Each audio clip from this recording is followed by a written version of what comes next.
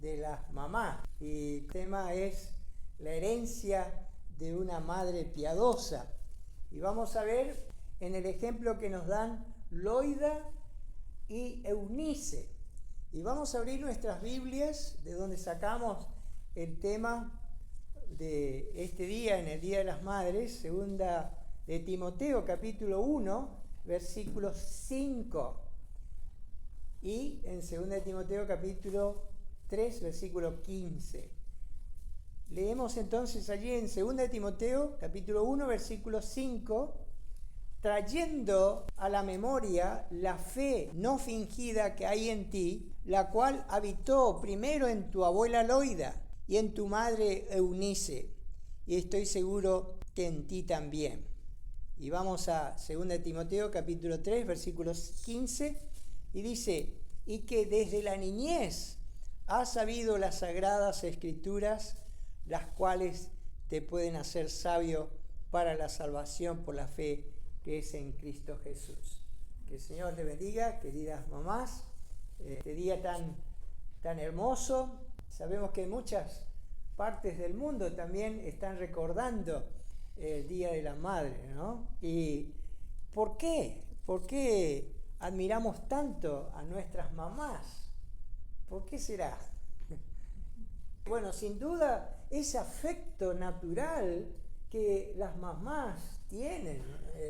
Llevaron en su vientre 9 meses a su bebecito, ¿no? Y con mucho sacrificio y aún dolor, ¿no? Trajeron a este mundo. Fueron las que tuvieron allí los primeros años de enseñanza que fueron vital para la criatura. Y allí le enseñaron esos valores que ciertamente son muy importantes para guiarlos en su vida. Y sin duda esa mamá que se desvela y se preocupa por su hijo cuando está fuera de la casa y está preocupada porque no llega todavía, o esa mamá que tiene ese papel protector y de apoyo emocional que brinda a sus hijos allí en los momentos más difíciles de su vida. Y allí está ella, ¿no? Esa mamá que prefiere quedarse sin comer a veces, y a veces hasta sin abrigo, para que su hijito pueda estar abrigado y bien satisfecho. Esa mamá que toma fuerzas cuando su hijo está enfermo, cuando su hijo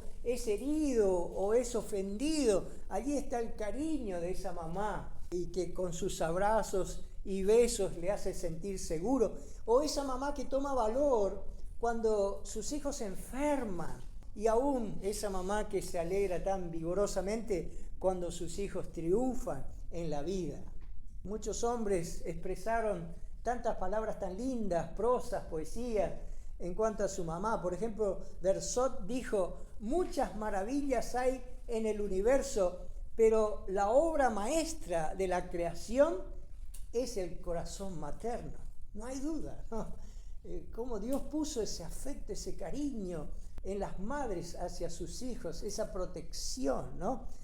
Cuando Federico II de Prusia subió al trono, la reina madre, que se llamaba Sofía Dorotea de Hannover, al dirigirse al rey le dijo, Vuestra Majestad.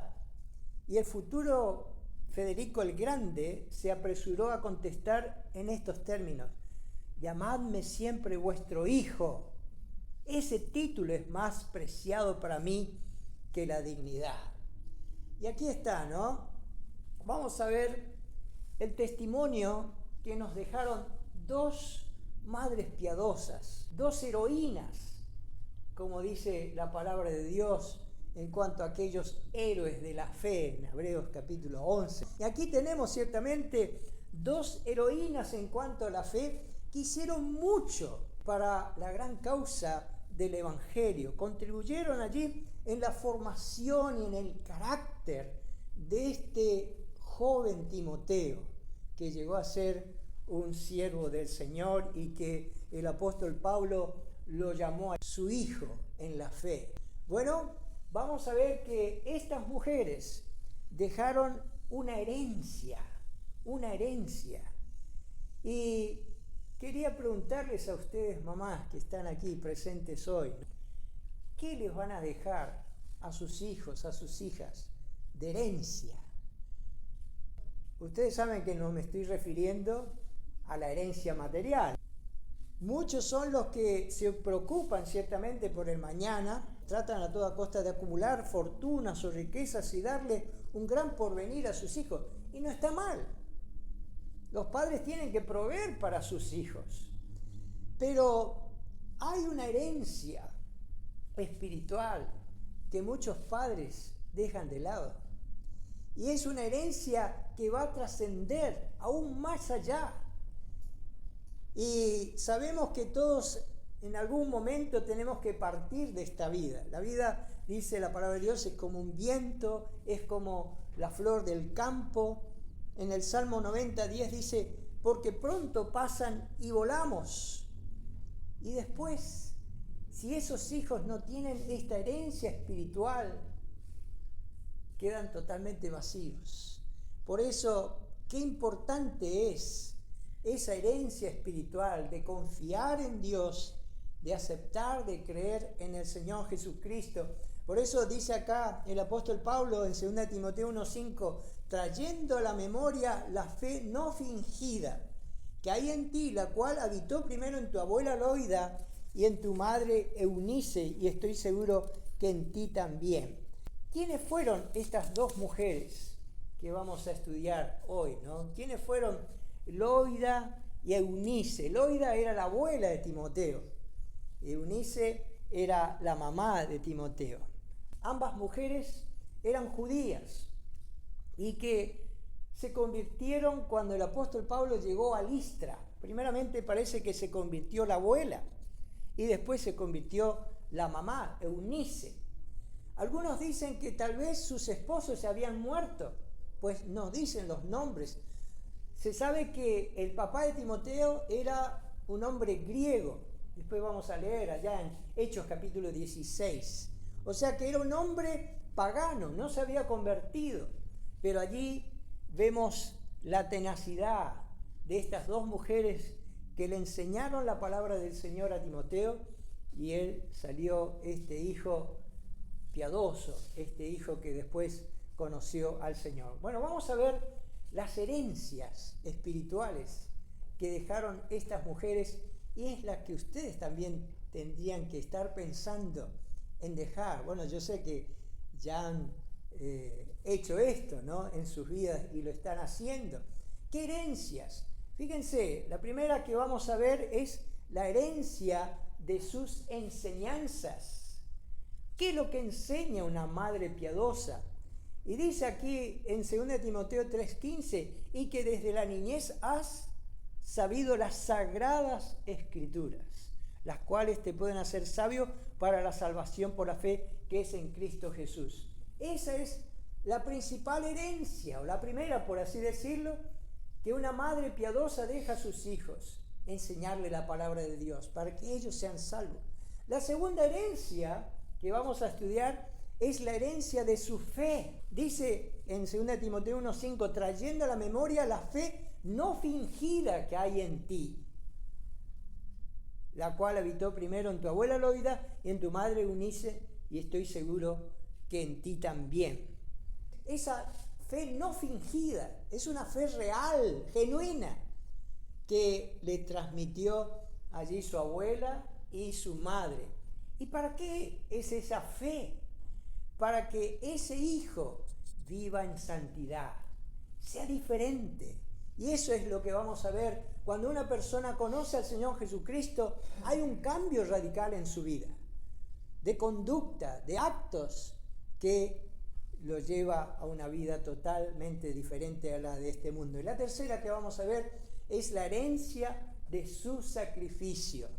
Con tanto sacrificio, estas mujeres enseñaron a su hijo y nieto, pero ¿para qué? ¿Cuál es el fin de tanto sacrificio? Para que ellos puedan servir al Señor. No necesariamente sean pastores o misioneros, pero servir al Señor, que sus vidas puedan estar en el servicio a Dios. Bueno, vamos entonces a estas tres herencias que le dejaron a Timoteo estas madres piadosas. Y la primera herencia, como dijimos, fue sus enseñanzas. Y fíjense en 2 de Timoteo capítulo 3, versículo 14, el apóstol Pablo le está haciendo recordar, allí a Timoteo dice: pero persiste tú en lo que has aprendido y te persuadiste sabiendo de quién has aprendido. Le hace recordar algo que él aprendió. ¿Y de quién aprendió? ¿Qué cosas él aprendió? Y el versículo 15, 2 Timoteo 3:15 dice: y que desde la niñez has sabido las sagradas escrituras. ¡Wow! ¡Qué herencia dejaron estas dos mujeres! Que allí temprano en la vida de Timoteo le enseñaron una y otra vez la palabra de Dios, para que ella entre allí en su mente, la memorizó, la meditó y la aplicó. Y esto lo hicieron allí en los primeros años de su vida. ¿Y quién dice aquí que tal vez fue la primera que conoció al Señor y que tuvo esa participación directa? Fue la abuela Loida. Y acá hay muchas abuelas. Hay muchas abuelas. Y qué importante es la función de ustedes, queridas mamás abuelas. Y ahora ya con sus nietos, abocarse en la instrucción de esos nietos. Y qué papel tan importante fue la que tuvo Loida en la formación de su nieto. Y a veces, en muchos casos, las abuelas son las que llevan adelante esta instrucción en cuanto a las escrituras. A veces muchos padres no tienen, lamentablemente, esa oportunidad porque están trabajando, en fin, ¿no? Y allí están las abuelas con esa enorme influencia en las vidas de sus nietos. Y la abuela Loida fue la primera que depositó su fe en Cristo, dice la palabra de Dios, la fe no fingida, que ella después lo inculcó en la vida de su nietito. Y después la fe no fingida de su madre Eunice, que también tuvo esa participación. Uno de los primeros frutos de la conversión del Evangelio es el amor a la palabra de Dios. Es indiscutible, es esto. La persona que se convierte tiene un amor a las Escrituras. Lee, la aprecia, la atesora, la palabra de Dios. Como dice el Salmo 119, es el salmo más largo de toda la Biblia. Salvo en 2 versículos, no menciona la palabra de Dios, pero en todos los demás la menciona. El salmista dice: oh, cuánto amo yo tu ley, todo el día es ella mi meditación. Mi padre, cuando se convirtió a los 59 años, yo lo veía devorar las Escrituras. Se levantaba tempranísimo para memorizarla y meditarla. ¿Cuántos capítulos enteros los memorizó? Hasta libros de las Escrituras lo memorizó. Siempre cuento acá, ¿no? Primero de Juan, los 5 capítulos, los dijo así de memoria. Mi madre, ustedes recordarán, mi madre era analfabeta, no sabía leer ni escribir. Pero mi madre, cuando ella se convirtió, lo primero que hizo fue esforzarse en leer. ¿Y qué fue lo primero que leyó? La Biblia. La Biblia. Y después cómo ella también se interiorizó y empezó a leer allí las páginas sagradas. En nuestro hogar, lo primero que les enseñamos a nuestros 3 hijos, nunca tuvimos televisor en la niñez de ellos. Nunca fue la Escritura, la palabra de Dios. Y leíamos la Biblia y les enseñamos la palabra de Dios. Y Chely tenía allí esa labor tan importante de enseñarles las historias bíblicas. Memorizábamos juntos versículos y cantábamos canciones. Y además les regalamos biografías de misioneros y de libros cristianos que compramos para ellos. Uno se convirtió a los 6 años, otro a los 9 y el otro a los 13. Jovencitos. Entonces, la palabra de Dios es el instrumento por el cual las personas se salvan. No hay otra forma de que una persona llegue al conocimiento de la palabra de Dios. Por eso, la instrucción, la enseñanza de una madre en los primeros tiempos de vida o de una abuela, qué vital son ustedes, abuelas, para enseñar la palabra del Señor a sus nietos. Entonces, el concepto de que uno puede salvarse sin leer la Biblia, no es así. La palabra de Dios es el único instrumento para que el hombre pueda conocer la salvación de su alma, pueda conocer al Señor Jesucristo. Y eso encontramos en toda la Escritura. En Juan 6:63, por ejemplo, dice: el Espíritu es el que da vida, la carne para nada aprovecha. Las palabras que yo os he hablado son espíritu y son vida. Ustedes pueden ver que en todo este mundo, es un mundo que en cada lugar de este planeta hay un cementerio. ¿Qué es lo que nos está diciendo? Este mundo es un mundo de muerte. Pero hay algo que es vivo y que nunca va a morir. La palabra de Dios es viva y eficaz. Hebreos 4:12. Todo va a pasar. Pero dice Mateo 24:35, el cielo y la tierra pasarán, pero mis palabras no pasarán. No pasarán. Por eso, qué vital importancia tiene la enseñanza de la palabra de Dios, que ustedes, mamás, enseñen a sus hijos, a sus nietos. En Juan 6:68, el apóstol Pedro dice, le respondió Simón Pedro: Señor, ¿a quién iremos? Tú tienes palabra de vida eterna.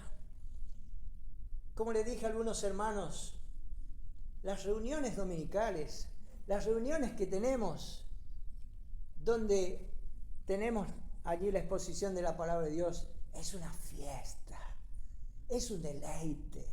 ¿No es cierto, hermanos? Nos disfrutamos de la palabra de Dios, disfrutamos del compañerismo. Entonces, ¿cómo se salva la gente?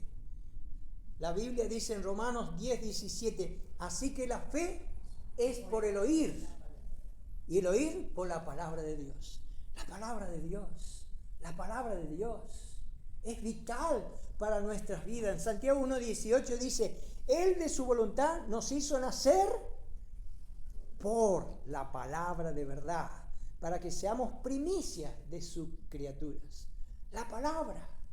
En 1 Pedro 1:23 dice, siendo renacidos no de simiente corruptible, sino de incorruptible, por la palabra de Dios, que vive y permanece para siempre.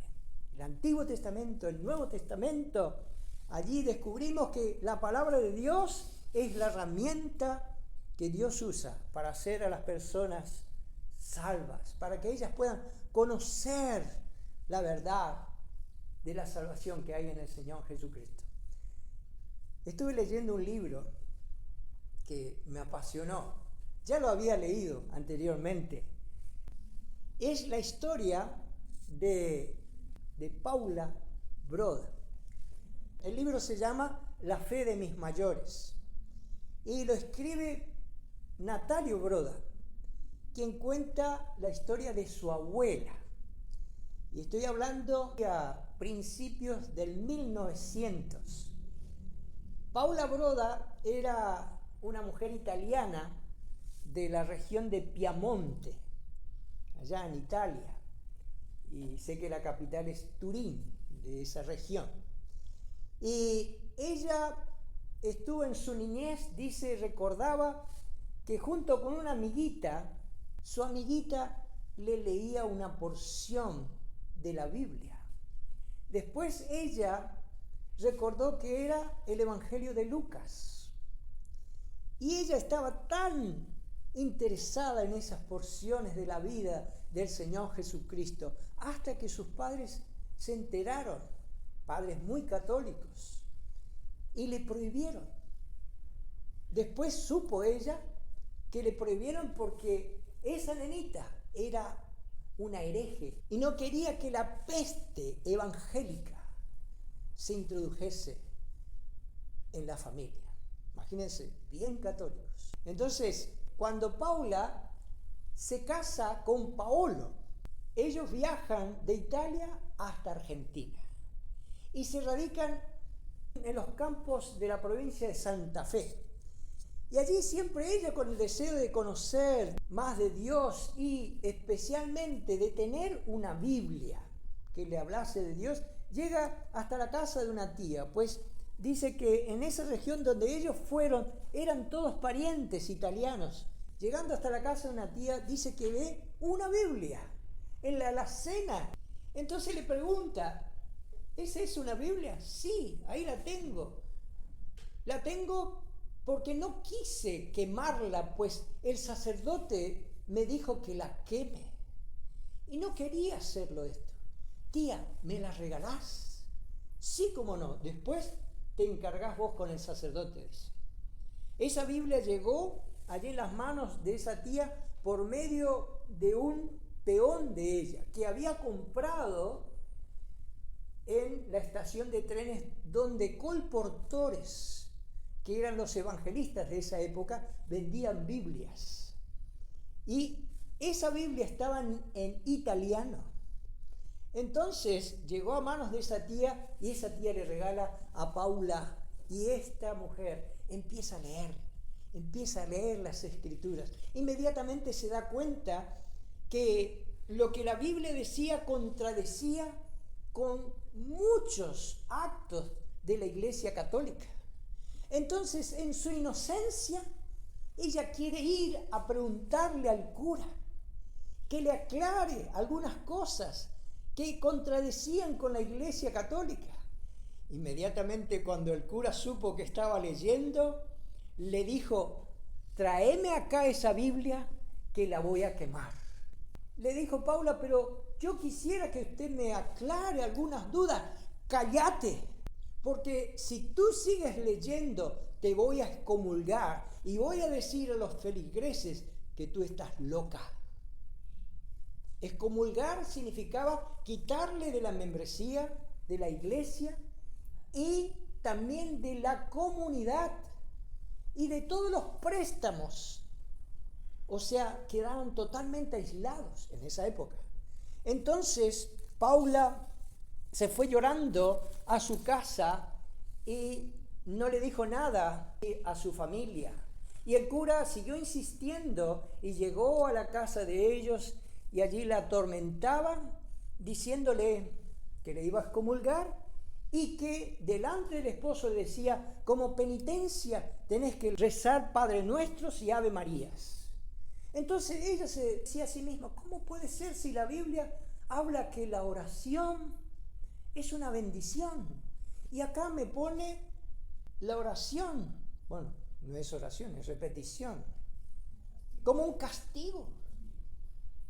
Y ella también leía en la Biblia que Jesús dijo en Juan 14:6: yo soy el camino y la verdad y la vida, nadie viene al Padre sino por mí. Y también en 1 Timoteo 2:5, porque hay un solo Dios y un solo mediador entre Dios y los hombres, Jesucristo hombre. Y ellos estaban llenos de santos y de vírgenes. Y en su propio hogar tenía un montón de velas. Entonces ella llegó a exclamar: Dios mío, cuánta confusión. ¿Puede ser posible que esté tan distorsionada? Hasta que un día su esposo, que regresaba siempre borracho después de sus encuentros que tenía con sus paisanos allí, y siempre al regresar borracho le menospreciaba a su esposa, porque él también fue afectado por este entorno de críticas y de aislamiento que el mismo cura le hizo. Ella clamó a Dios y dijo esta oración: oh Padre Santo, te pido que en medio de todas estas incertidumbres que tengo, me des luz y comprensión. Deseo servirte como tú quieres, pero dame entendimiento para saber lo que tú deseas en verdad. Señor, si tengo que seguir lo que entiendo al leer la Biblia, dame fuerzas Si tengo que seguir las tradiciones de mi familia, dame fuerzas también. No hace falta que el sacerdote queme este libro. Si es tu voluntad, lo haré yo misma. Aún así, Señor, dame entendimiento, dame comprensión. No permitas que siga en esta incertidumbre que me destroza. Guíame a la verdad. Y cuenta allí después que de esta oración sintió un deseo tremendo de apagar todas las velas que tenían en su altarcito. Y de allí se aferró a la Biblia de una forma total. Y vino una luz en su vida, en su mente y corazón, y el Espíritu de Dios entró en su vida y Dios trajo paz. Y no le hizo caso al cura, siguió leyendo. Ella se convirtió. Bueno, así es el obrar de Dios a través de la palabra de Dios.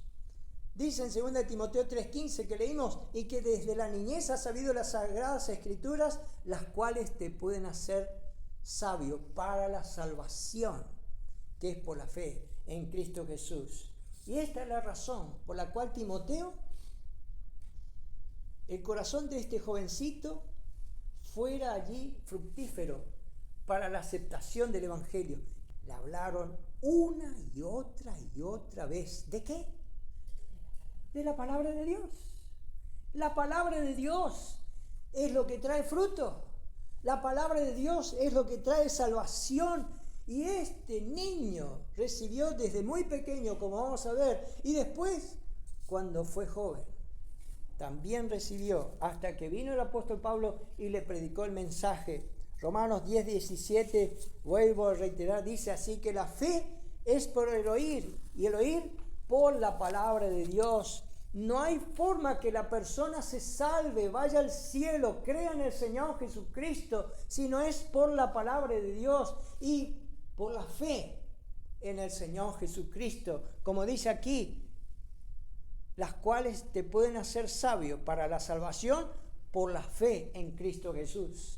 Por la fe en Cristo, no en la iglesia, no en una denominación, no por medio de tus buenas obras, no porque hayas dejado de hacer ciertas cosas, no porque hayas levantado la mano o hayas venido por el pasillo de la iglesia hasta el frente que eres salvo, sino solamente por la fe en el Señor Jesucristo.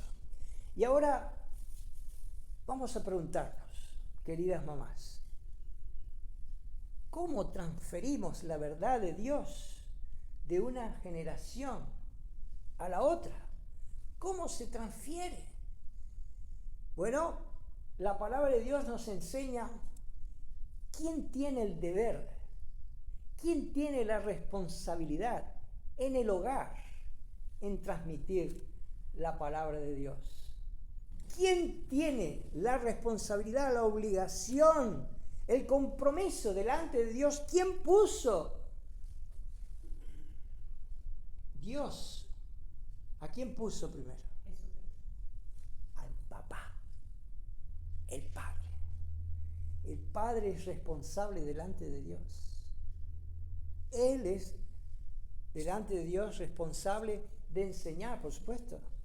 Él tiene que conocer la Biblia, él tiene que saber la Biblia. Pero en los tiempos bíblicos, en los tiempos de la nación de Israel, en el hogar es donde se transmitían las verdades bíblicas. Y el padre era responsable. Se conoce esta porción de las Escrituras en Deuteronomio, capítulo 6, versículos 4 al 7. Allí está lo que se conoce en hebreo como el Shamá. Ese Shamá en hebreo significa escuchar. Dice, oye Israel, Jehová nuestro Dios, Jehová uno es. Y amarás a Jehová tu Dios de todo tu corazón y de toda tu alma y con todas tus fuerzas. Y estas palabras que yo te mando hoy estarán sobre tu corazón y las repetirás a tus hijos y hablarás de ellas, estando en tu casa y andando por el camino y al acostarte y cuando te levantes.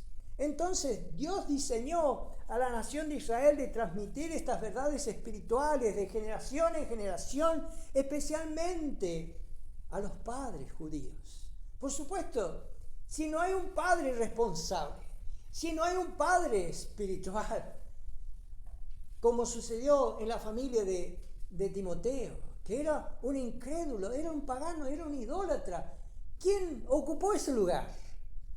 La mamá, la abuela.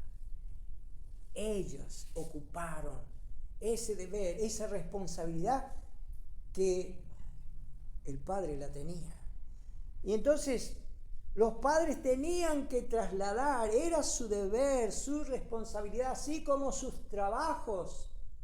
Ellos tenían que estar atentos también en esto. Y dice allí el versículo 7, y hablarás de ellas estando en tu casa, y andando por el camino, y al acostarte, y cuando te levantes. ¿Qué es lo que significa esto? Está hablando de todas las actividades de la vida, el sentarse, caminar, acostarse, al anochecer, al levantarse. Entonces lo que está diciendo aquí es que debes enseñar la palabra de Dios en cualquier momento, en cualquier oportunidad. Tienes que tener esa disposición, no desaprovechar las oportunidades para enseñar a tu hijo o a tu hija o a tu nieto o a tu nietita, ¿no es cierto? Esas verdades espirituales. ¿Qué es lo que hay que hacer? No se puede enseñar estas verdades a tus hijos a menos que estés pasando tiempo con ellos. Hay que estar con ellos. Sé que muchos padres hoy, por el trajín de la vida, tienen que hasta trabajar los dos, tienen que salir de sus casas. Y a veces delegan la enseñanza, que lamentable, ¿no? A una niñera, a un televisor, a una PlayStation. Y están allí educándolos. Terrible. Cómo son enseñados, totalmente distorsionados de la verdad.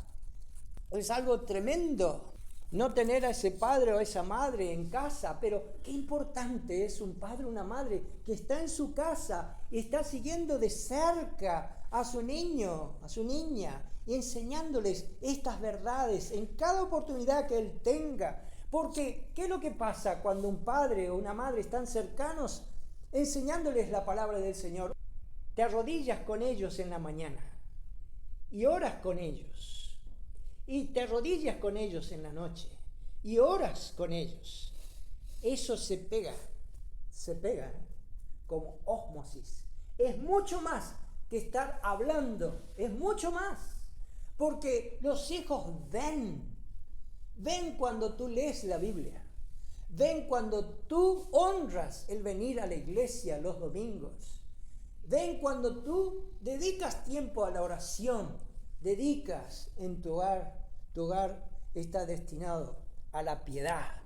Entonces, qué importante es esas enseñanzas. Y hoy vemos en las familias de muchos hogares, hasta de familias cristianas, que muy pocos niños saben de la palabra de Dios, pero sí saben mucho más de Superman, de Batman, del Hombre Araña, de las groserías de los Simpson, que las cosas espirituales y eternas. Los hijos hoy en los hogares saben mucho más de películas, de actores de cine, de cantantes, de drogadictos pervertidos que están cantando por allí, que la palabra de Dios. ¿Y por qué?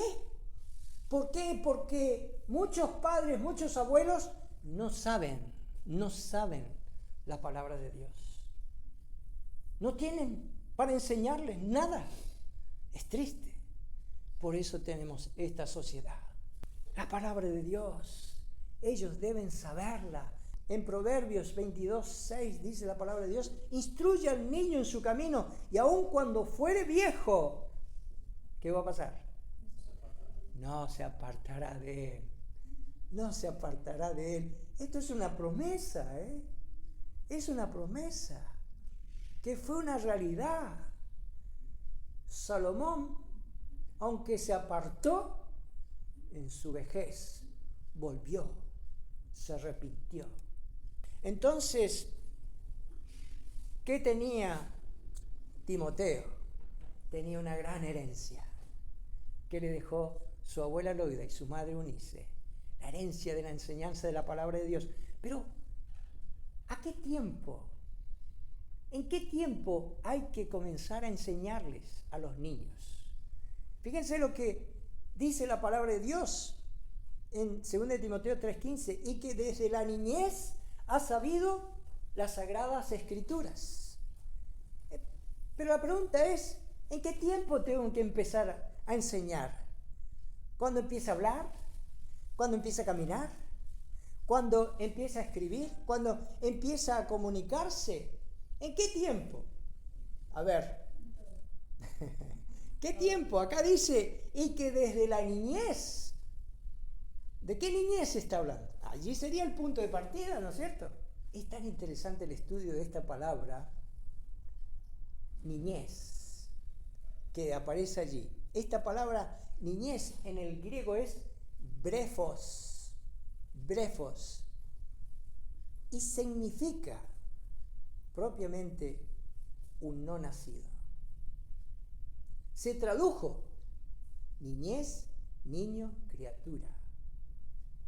Fíjense en Lucas 2:12, allí ustedes recordarán en cuanto al Señor Jesucristo, esto os servirá de señal y hallaréis al niño, brefos, envuelto en pañales, acostado en un pesebre. Niño allí se refiere a un niño recién nacido.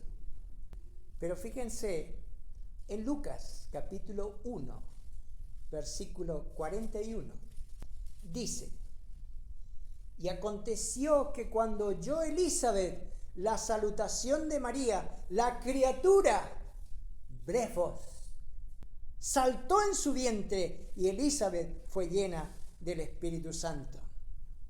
¿Cuándo empiezas a leer la palabra de Dios a tus hijos? ¿Cuándo empiezas? Lamentablemente hoy en día hay un concepto tan errado que este mundo pervertido está introduciendo en las mentes de mucha gente por causa del aborto, que dice que un niño es recién un niño cuando nace. Mentira, mentira. El ser, cuando se gestó en el vientre de la madre, dice la Escritura, mi embrión vieron tus ojos. Mi embrión, allí ya es el tiempo de vida. Y acá dice las Escrituras, y esto recomiendo a aquellos hermanos que tienen un bebé allí, hermanas que tienen un bebecito en su panza, nosotros lo hacíamos, le leíamos a nuestros hijos, estando en la panza, y se movían, cuando era tiempo de moverse, se movían. Leerles la palabra de Dios. Y eso es lo que dice aquí las Escrituras. La herencia que deja una madre tiene mucho que ver con las enseñanzas bíblicas. Entonces tú, mamá piadosa, tú, querida mamá, lo que tienes que hacer es leer la palabra del Señor y venir a ese encuentro con el Señor. Si no conoces todavía al Señor Jesucristo como tu Salvador, entonces que especialmente la herencia que una madre debe dejar a sus hijos es la palabra del Señor. La segunda herencia, la herencia de su fe. ¿Para qué? Para que sus hijos vivan en santidad. Dice allí en 2 Timoteo, capítulo 1, versículo 5, trayendo a la memoria la fe no fingida que hay en ti, la cual habitó primero en tu abuela Loida y en tu madre Eunice, y estoy seguro que en ti también. ¿Por qué dice el apóstol Pablo, trayendo a la memoria la fe no fingida? Porque hay tanta trampa, por así decirlo, ¿no? Tanto engaño en cuanto a la fe, que muchos dicen decir que tienen fe, que han creído en Cristo, pero no hay ningún cambio en sus vidas, no hay ninguna santidad en sus vidas, y no hay cosa más terrible para un hijo ver a sus padres, que son una cosa en la iglesia y otra cosa son en el trabajo, en su vida cotidiana. No corresponde con lo que son en su iglesia. Allí hay una hipocresía. Y los hijos ven a través de sus padres el poder de Dios. Ellos ven, pues sus padres le están comunicando a sus hijos esas maravillas que Dios hace con ellos. Y lo van comprobando, van viendo esa obra de Dios. Como dijimos, Timoteo tuvo un padre que no era creyente, pero esto no le impidió de que su fe fuese firme en el Señor. Fue criado prácticamente por dos mujeres, dos virtuosas. Y estas dos mujeres, dice la palabra de Dios, enseñaron a Timoteo. En Hechos 16:1 dice, después llegó a Derbe, el apóstol Pablo, y a Listra, y aquí había allí cierto discípulo llamado Timoteo, hijo de una mujer judía creyente, pero de padre griego. O sea, este hombre no se convirtió, fue un idólatra, fue un pagano, pero no impidió para que Timoteo pudiese conocer una fe auténtica. ¿Dónde vio esa fe auténtica, un cristianismo real? Lo vio en su abuela y lo vio en su madre. Y esto le llevó a que este hombre también tuviese una fe no fingida. Y fíjense quién está hablando aquí, nada menos que el apóstol Pablo, que escribió 2 epístolas en cuanto a la justificación por la fe. Él sabía muy bien que había muchos engañadores y mucha gente que hace de la religión allí un medio para cambiar su situación económica, qué sé yo, pero no tienen una fe real, no tienen una fe genuina, sino están desprovistos de toda fe genuina y todo lo que se ve es hipocresía. Entonces el apóstol Pablo habla de la vida de fe y esa vida de oración que tuvieron estas madres. Permítame hablarles otra vez de la historia de Paula Broda. ¿Cómo siguió la historia de esta mujer? Bueno, fue excomulgada por el cura, porque ella decidió seguir leyendo la palabra de Dios, que el cura mismo dice que en la iglesia, en las misas, él hablaba de la familia Broda, que no se comuniquen con ellos, y especialmente con Paula. Entonces todo esto llevó para que la familia se mudase y se fuesen a Córdoba. Bueno, Paula estaba agradecida al Señor por el lugar donde ella estaba, pero seguía sin su esposo y sus hijos, sin interesarse en lo espiritual. Y aún más, cuando sus hijos, 7 hijos de ella, llegó a tener 7 hijos, 4 varones y 3 mujeres, no se acercaban a las cosas espirituales, sino más bien estaban siguiendo el rumbo de su padre. Seguían las festividades de este mundo y en fin, ¿no? Y eran contrarios a las cosas de Dios. Pero Paula seguía en su relación con Dios y le gustaba mucho orar. Para ella era como un oxígeno y se apartaba donde estaban las parvas. Esas parvas de pasto era el lugar donde se guardaba para el alimento del ganado en el invierno. Entonces, alejada de la vivienda, allí oraba por largo tiempo. Y uno de sus hijos, el mayor, Natalio, que es el padre de este escritor es el nieto. El padre, Natalio, le observaba a su mamá, que siempre su mamá frecuentaba a ese lugar de la parva, y decidió seguirla y escuchar lo que ella oraba, porque ella oraba en voz alta y la escuché orar con mucha seguridad, con mucha fe.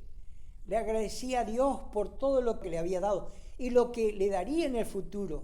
Hablaba de que su familia conocería a Dios y que la usaría para bendición de muchos. Al principio no alcanzaba a comprender su forma de ser. Continué siguiéndola por un tiempo para escucharla cuando oraba, hasta que un día, conmovido en lo más profundo por su fe, no pude resistir más ¿Y qué es lo que hizo? Fue detrás de la madre y le abrazó a su madre por atrás y le dijo: mamá, yo quiero tener la fe que tú tienes. Ayúdame a conseguirla como la conseguiste tú. Qué interesante. ¿Cómo impacta la fe? Esa es la herencia que tú vas a dejar a tus hijos, a tus nietos. Ellos ven tu fe. La fe esa fe inquebrantable, aún a pesar de las luchas, de las persecuciones que puedas tener, pero tus hijos te están viendo. Tus nietos te están viendo. Y allí ella también le abrazó a su hijo. Le dijo allí: vamos a comenzar a hablarle a tus hermanos. Y no pasó mucho tiempo que después vinieron su otro hijo, Pablo, Juana, Luis, José, Dominga y Emilia, nacieron a la nueva vida. Pero faltaba Paolo, cuando no, el hombre. Faltaba ahí este hombre que no quería saber nada, ni quería que le enseñaran la palabra de Dios a sus hijos. Paula les prohibió. Pero todos los hijos estaban entusiasmados con estudiar la Biblia. Entonces se idearon un plan. El padre siempre en las noches cenaba con un vinito y después quedaba bien somnoliento. Y a veces le agregaban un poquito más de vino también, para que se duerma mejor. Pero Paolo, en una oportunidad, se despertó cuando ellos tenían la reunión. Y allí todos quedaron sorprendidos, no sea cosa que tenga una reacción violenta contra la familia. Pero sin embargo la sorpresa fue general. ¿Qué es lo que hizo Paolo?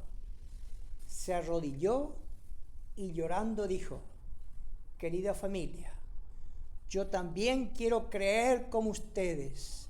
Ayúdenme, perdónenme todo el dolor que les he causado en este tiempo. Quiero creer en el Evangelio de Jesucristo. Enséñame, Paula, el contenido de ese libro que cambió tu vida. No los voy a combatir más. Seremos todos una familia unida. Y los abrazó y los besó a todos. Allí toda la familia se convirtió. ¡Qué hermoso! La diferencia que hace la fe de una madre piadosa. Esto es el obrar de Dios, que me hace recordar a Proverbios, capítulo 31. Allí los versículos 28 y 29 dice: se levantan sus hijos y la llaman bienaventurada, y su marido también la alaba. Muchas mujeres hicieron el bien, mas tú sobrepasas a todos. Y yo creo que Timoteo muchas veces habrá recordado este pasaje de las Escrituras. Y no solo haber recordado, sino que los judíos memorizaban Proverbios 31. Pues era como un acróstico. En el hebreo, cada palabra en alabanza a esa mujer virtuosa comienza con una letra del vocabulario hebreo. Entonces podían memorizarlo. Entonces, este joven dio la fe de su abuela y de su madre, y allí él también vino no solo a creer, sino que su vida cambió. Y eso es lo que produce la fe. ¿Qué es lo que produce la fe? Un nuevo nacimiento, cuando uno cree en el Señor, pero también trae santidad. Mucha gente cree que el ser salvo y tener una nueva vida no involucra en cuanto al pecado, a los pecados de la vida. No, Señor. La vida nueva, cuando entra en la vida de aquel que ha creído en el Señor, Dios cambia esa naturaleza pecaminosa y Dios da una nueva vida en el Señor Jesucristo. Y dice la Biblia en 1 Juan 3:9, todo aquel que es nacido de Dios no practica el pecado, porque la simiente de Dios permanece en él y no puede pecar porque es nacido de Dios.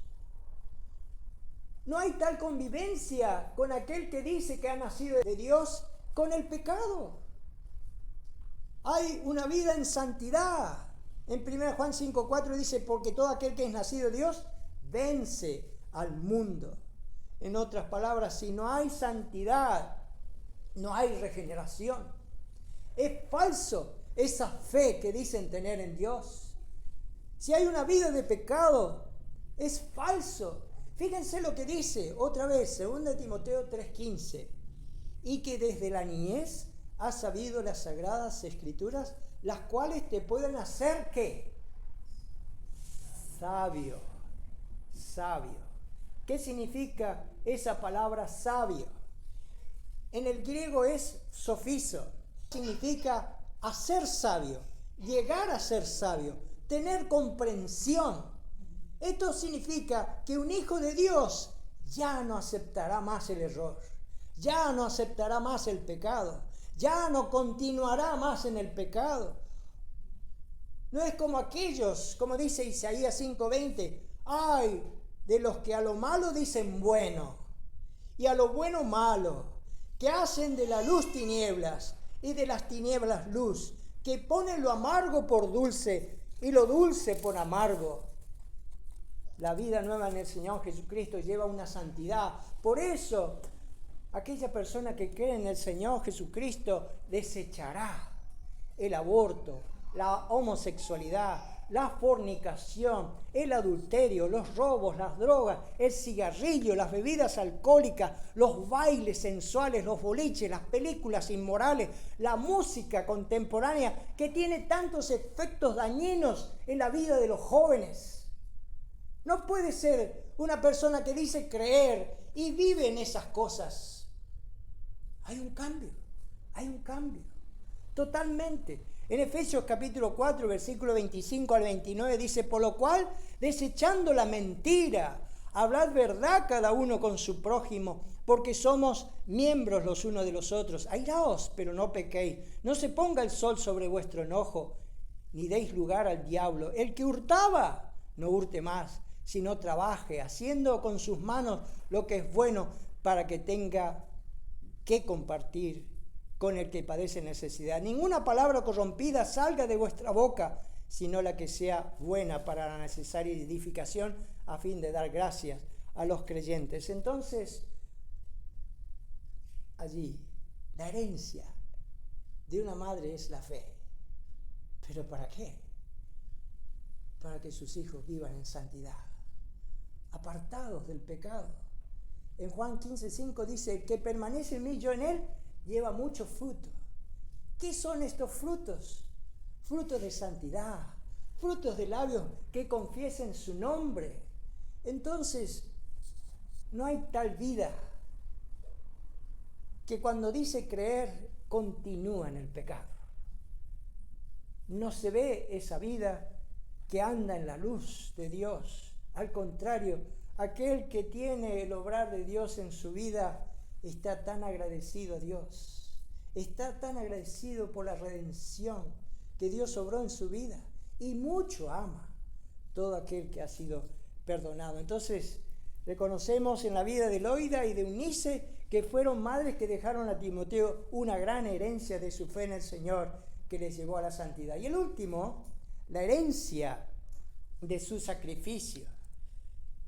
Estos sacrificios de estas dos mujeres, ¿en dónde iban apuntados? ¿O para qué tanto sacrificio que hacemos en nuestras vidas o que hacen las madres y las abuelas?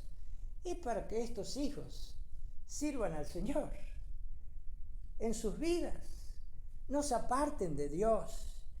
Y cuando el apóstol Pablo regresó a Listra, en su segundo viaje misionero, Pablo se encontró con el joven Timoteo formado, que había sido instruido en el Evangelio por su madre y su abuela.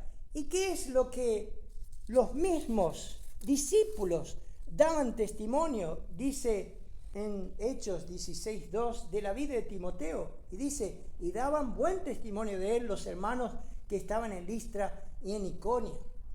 O sea, la vida de este joven era sobresaliente. Tan sobresaliente era la vida de este joven que el apóstol Pablo escribió 2 epístolas, primera y segunda de Timoteo. ¿Y quién era su ejemplo allí? ¿Quién era el prototipo del hombre espiritual? Él describió en 1 Timoteo capítulo 3 cómo es el siervo de Dios, el hombre de Dios, el pastor con sus allí requisitos. ¿Y en quién estaba mirando? En Timoteo. ¿Y quién formó a este joven? ¿Quién los llevó? El sacrificio. El sacrificio de esa abuela y de esa madre. ¿Se acuerdan la actitud de Ana, la madre de Samuel, que fue un ejemplo? Dice que esta mujer oró a Dios para que Dios le diera un varón. ¿Para qué? Para dedicarlo al Señor. Y es eso, hermanas, madres que están aquí. Dediquen a sus hijos.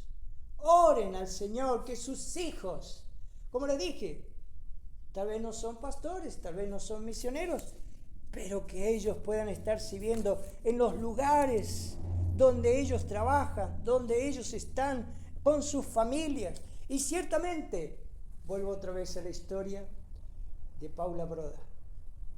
¿Qué pasó con su familia?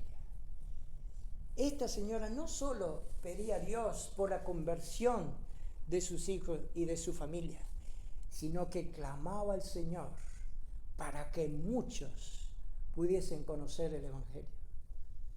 3 hijos de ella, Natalio, José y Luis, fueron pastores.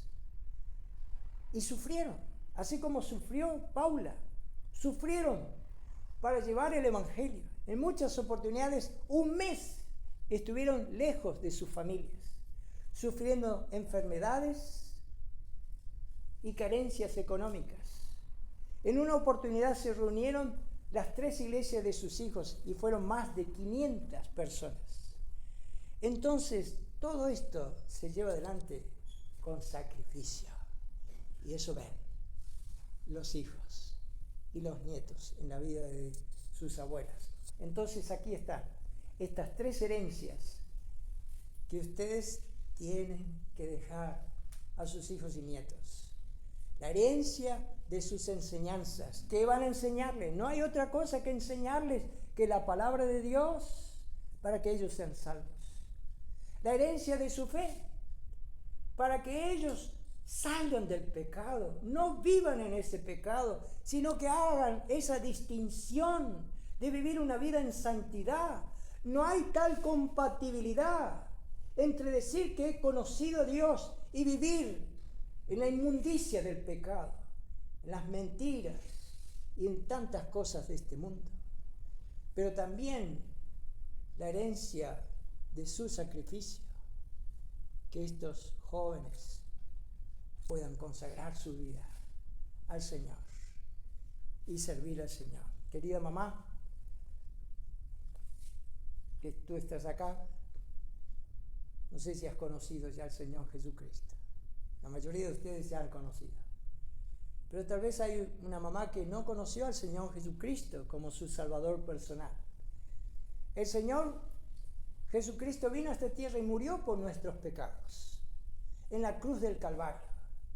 Él vino para salvar tu alma, no para condenar tu alma. Pero si no crees en Él, la Biblia dice, ya estás condenado. ¿En qué consiste la condenación? Que ya estás yendo al infierno. No tienes que hacer nada, ya vas al infierno. Porque todos nosotros somos pecadores. Y el pecado nos separa de Dios. Pero Cristo murió en la cruz, derramó su sangre inocente por cada uno de nosotros. El sacrificio de Cristo fue por cada uno de nosotros. Ese amor de Dios es por cada uno de los seres humanos. ¿Y qué es lo que tienes que hacer? Jesús dijo así: venid a mí, Todos los que estáis trabajados y cargados, que yo os haré descansar. El pecado hará en tu vida una vida miserable, una vida arruinada y después te llevará al infierno.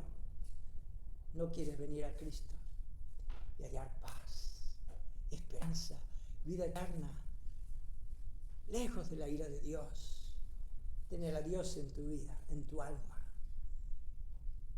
Solo tienes que creer en ese Salvador, venir a Él, arrepiéntete de tus pecados, corta con tus pecados, pero solo lo podrás hacer si vienes a Cristo.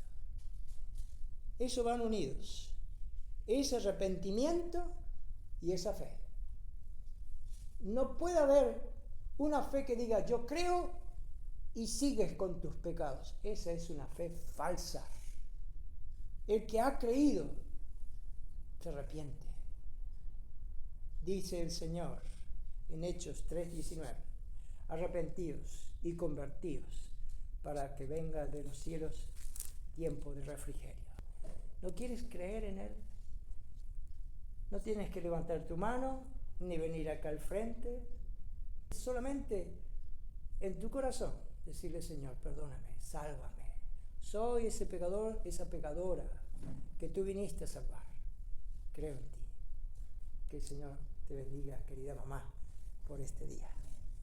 Padre, te damos gracias por tu preciosa palabra que tú nos has dado. Gracias, Señor, por todas las hermanas que han podido llegar. Gracias por las personas invitadas, por las personas que están aquí. Señor, tú en tu gracia has permitido que puedan escuchar el mensaje tuyo. Tú deseas salvar, no deseas condenar a todo ser humano, pero el que no cree ya está condenado.